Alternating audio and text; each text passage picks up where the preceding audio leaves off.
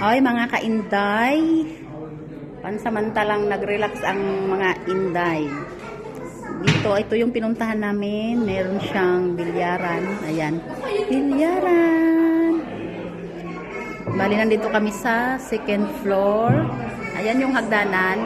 Tapos, mga kainday, may chandelier. Ang cute lang ng chandelier. So, ipapakita ko sa inyo yung swimming pool doon, mga kainday.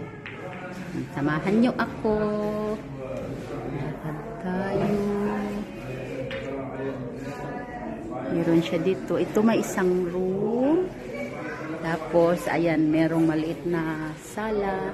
Tapos dito, ayan, makikita nyo. Malaking salamin siya dito.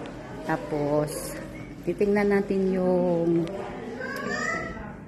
pool. Ayun.